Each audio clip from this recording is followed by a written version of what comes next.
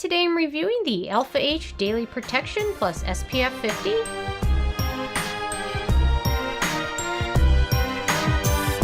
And really quick, I just want to say, I purchase all these products with my own money, so you know you can trust. My opinion is what I honestly believe. So this was a brand I'd heard of a little bit, but not a ton until I went over to Australia, and it's in a lot of the stores and the Sephora's there. And having heard of it a little bit at home, I thought I should purchase it, so I got quite a few different products from this brand, and actually the first one I went to use was their sunscreen. Especially in Australia, it's very hot and sunny there, so you definitely want to use as much SPF as you can. And since I got home, I hadn't used it a ton until summer started, and yeah, I really like the sunscreen. I usually try the products first, and after a few weeks, then I sit down and write my review, read the ingredient list, and after reading the ingredient list, and I'll tell you why, but I won't be using this anymore, and I'll probably not give it on to anyone either. So anyway, so let me start with my Sarah score scale, and my first criteria is packaging. And obviously this is one of the sizes I've got in one of the sampler sets, but the full size also comes in a nice opaque tube, which protects the ingredients from exposure to light and air, so they've done a good job with the packaging. My second criteria is alcohol, and this does not contain any denatured alcohols, which is a very good thing.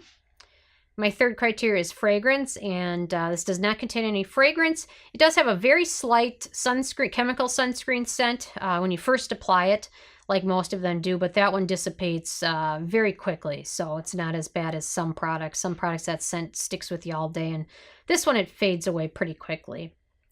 My fourth criteria is manufacturing location, and this is made in Australia.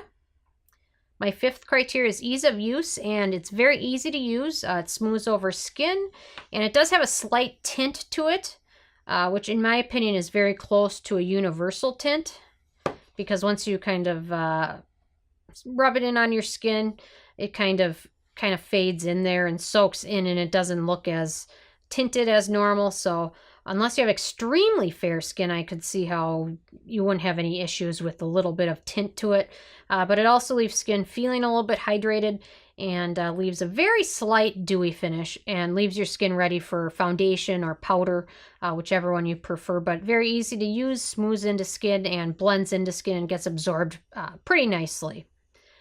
Number 6, which is antioxidants and pigmentation. I talked a little bit about the tint to this, which is kind of gets absorbed and isn't too tinted.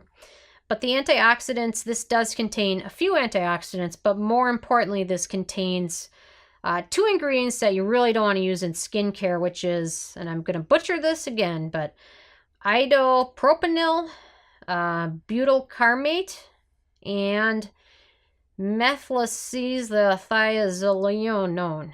I don't know. Gosh, I don't know. Whatever. I'm not good at that. But so those are 2 ingredients that are used mostly in industrial applications, such as mining, paint and wood manufacturing, and packaging. And they're really only recommended to be used in a very small amount and in rinse-off skincare products. So they really shouldn't be used at all in any leave-on products.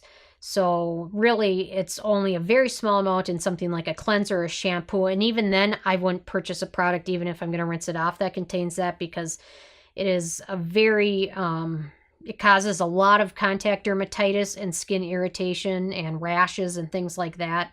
So you're better off avoiding that altogether. And just because it has it in there, you might not even notice it, but your skin could be getting irritated from it. It's sometimes your skin doesn't tell you until a long time later, and or even days later or months later. So you're much better avoiding something like that. It's an anti-microbial agent, preservative, and I think a lot of companies tend to use this with chemical sunscreens because it's maybe cheap or affordable or easy to get access to, but you're better off avoiding it. And the fact that they have included 2 in this makes it even more like, don't purchase this.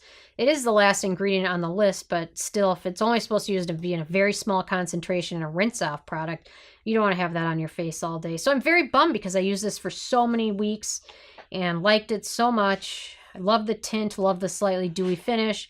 And then I sit down and read the ingredient list and think, I have not been doing my skin any favors by using this, but I guess, yeah, I'm bummed. Anyway, There's been so many good sunscreens I've really liked, and they've went and included this ingredient. I'm like, I can't use it. I don't want to pass it on to anybody because I don't want them to get a rash from something I gave them or borrowed them or lent them. So, anyway, on to number 7, which is animal testing, and alpha H is cruelty-free. Number 8 is performance, and I love the fact that it contains an SPF 50, which is above and beyond the standard level.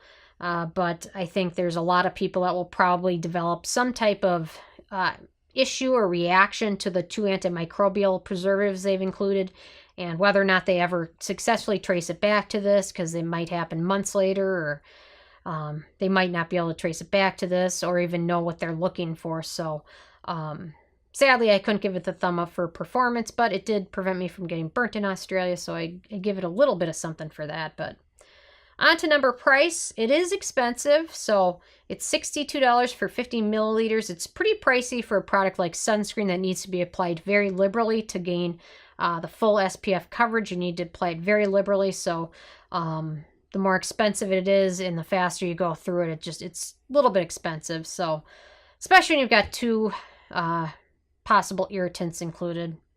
And then on to number 10, which is the it factor. And had this not contained those 2 ingredients, I definitely would have given it the thumb up.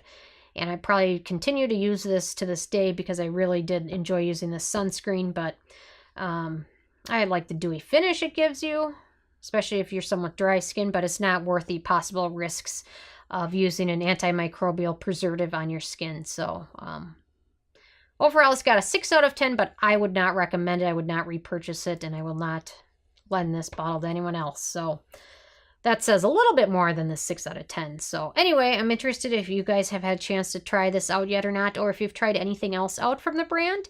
What have you tried and how did you like it? So leave a comment. I love hearing from you guys. Feel free to subscribe if you're not already. I come with at least 1 new review every day.